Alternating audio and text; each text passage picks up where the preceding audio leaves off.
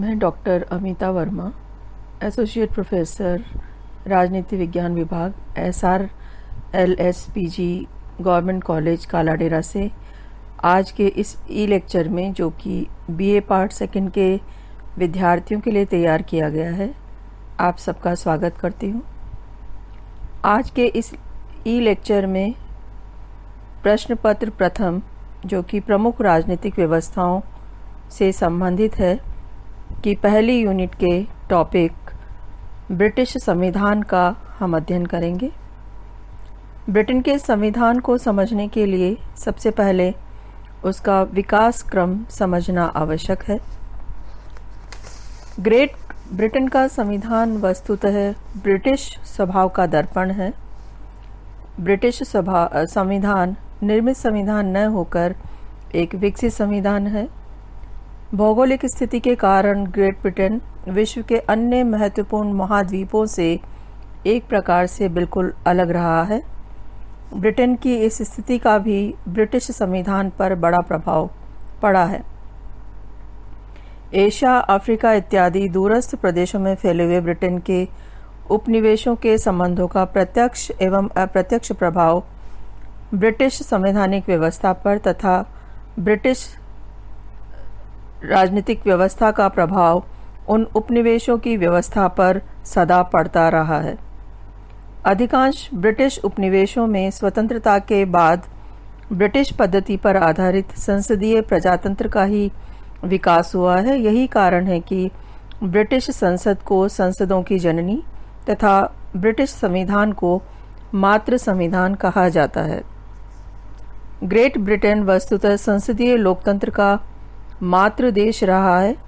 द्विसदनीय संसद प्रणाली, कानून का शासन तथा लचीले संविधान के सिद्धांत जैसे राजनीतिक विचारों का प्रयोग सबसे पहले तथा सफलता के साथ यहीं किया गया है। ब्रिटेन में विकसित अनेक राजनीतिक विचारों की छाप विश्व के अनेक संविधानों पर पाई जाती है।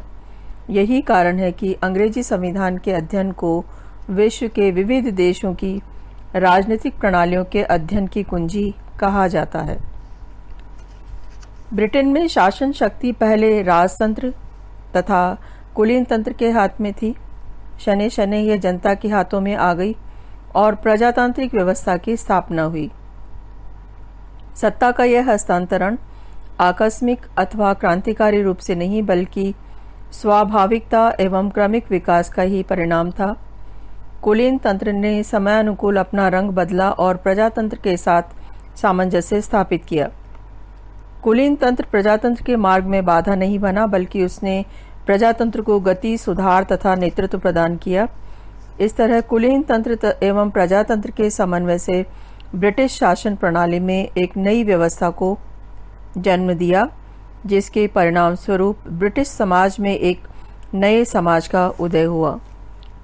ब्रिटिश नागरिक जीवन वहां की राजनीतिक व्यवस्था के लोकतंत्रीकरण में बड़ा सहायक सिद्ध हुआ। वस्तुतः इन्हीं के कारण इंग्लैंड में विधि का शासन, अधिकारों की मान्यता, सार्वभौमिक अधिकार आदि की व्यवस्था संभव हो सकी है। ब्रिटिश संविधान के विकास के विविध काल हैं और ब्रिटिश संविधान किसी संविधान सभा ने एक समय पर नहीं बनाया, वरन इसका विकास लोगों की राजनीतिक चेतना में वृद्धि के साथ साथ उसकी आवश्यकता अनुसार धीरे धीरे हुआ है। अंग्रेजों का संवैधानिक इतिहास प्राचीन है, वह लगभग 1500 वर्ष पुराना है।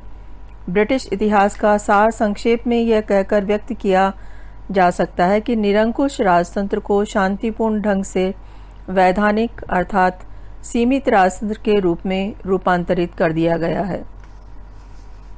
इस रूपांतरण को समझने के लिए यह आवश्यक है कि किन किन स्तरों से होकर ब्रिटिश संविधान का विकास हुआ है उसे समझा जाए। ब्रिटेन के संवैधानिक विकास के इतिहास को निम्न कालों में विभाजित किया जा सकता है। सर्वप्रथम एंग्लो सैक्सन काल, जो कि 5वीं सदी से 1066 ईस्वी तक का है। दूसरा है नॉर्मन एंजीवियन काल, जो कि 1066 ईस्वी से 1155 ईस्वी तक है।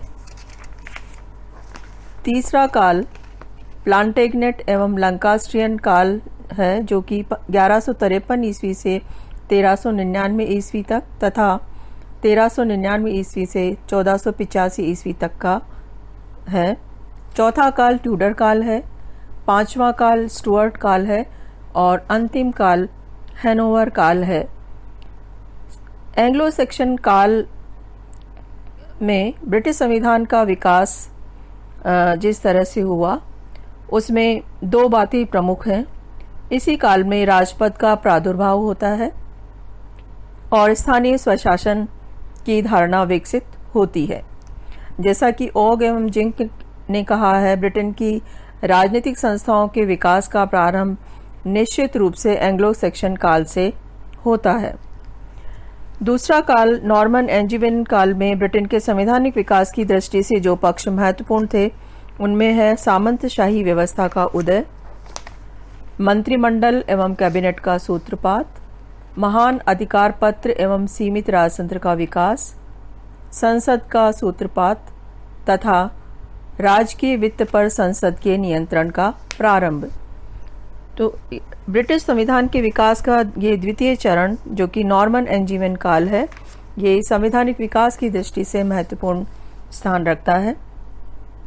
तीसरा काल जो कि प्लांटेगनेट एवं लंकास्ट्रियन काल है, इसमें ब्रिटिश संविधान के विकास के जो मुख्य पक्ष रहे हैं उनमें सबसे प्रमुख है कि यहाँ इस काल में संसद की सर्वोच्चता की स्थापना होती है। चौथा काल जो कि ट्यूडर काल है, ट्यूडर काल में पुनः निरंकुश शासन की स्थापना हुई। इस काल में संसद का महत्व घट गया। फिर भी इस काल की एक महत्वपूर्ण बात यह रही कि सुधार की प्रक्रिया में राजकीय शक्ति रोमन कैथोलिक चर्च के पोप के नियंत्रण से मुक्त हो गई। पांचवा काल जो कि स्टुअर्ट काल है, स्टुअर्ट काल में ब्रिटिश संविधान के विकास के कुछ मुख्य पक्ष रहे हैं और जिनमें सबसे पहले है लोकतंत्र की आधारशिला की स्थापना इसी काल में होती है। स्टुअर्ट राजाओं के शासनकाल में राजा एवं संसद सदा एक दूसरे के विरोध में रहे। अंत में संसद की विजय हुई। यह कार्य इतनी शांति और सहजता से संपादित हुआ कि इसे 1688 की रक्तहीन क्रांति कहा जाता है। संसदीय लोकतंत्र का पृष्ठपोषण ग्रेट ब्रिटेन में अधिकतर इसी काल में हुआ। लोक सदन का भी इस समय में काफ़ी महत्व बढ़ा। इसका कारण लोक सदन द्वारा राजस्व के आय और व्यय के स्रोतों संबंधी विधेयकों को सर्वप्रथम अपने मध्य प्रस्तावित किए जाने का अधिकार प्राप्त कर लेना था, जिसके परिणाम स्वरूप इस सदन का समर्थन प्राप्त करना राज मुकुट के लिए आवश्यक हो गया। इस काल के उल्लेखनीय संवैधानिक परिवर्तन इस प्रकार हैं। इसी काल में अधिकार याचना पत्र 1628 पारित हुआ। हेबियस कॉर्पस अधिनियम 1679 पारित हुआ। सन 1701 में उत्तराधिकार अधिनियम पारित हुआ। इसी तरह 1689 में 1689 में अधिकार पत्र पारित हुआ। द्विदलीय प्रणाली का प्रारंभ भी इसी काल की देन है। बहुमत प्राप्त दल के मंत्रिमंडल के निर्माण का प्रचलन भी इसी काल में हुआ। म्यूटिनी अधिनियम 1689 भी इसी काल में पारित हुआ। संसद के कार्यकाल का निर्धारण हुआ तथा इंग्लैंड एवं स्कॉटलैंड का एकीकरण भी इसी काल में होता है। अंतिम चरण ब्रिटिश संविधान के विकास का हैनोवर काल है। इस काल को आधुनिक लोकतंत्र के विकास का काल कहा जाता है।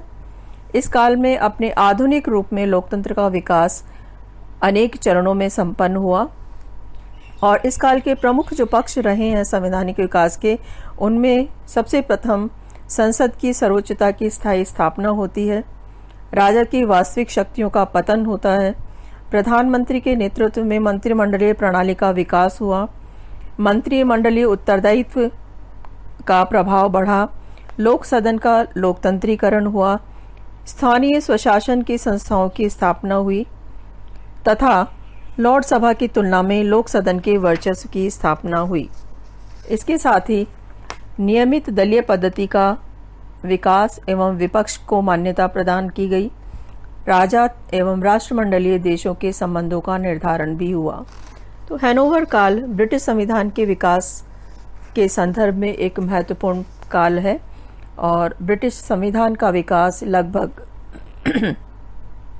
1500 वर्षों की देन है, जिसका संक्षिप्त विवरण यहाँ इस ई लेक्चर में प्रस्तुत किया गया है।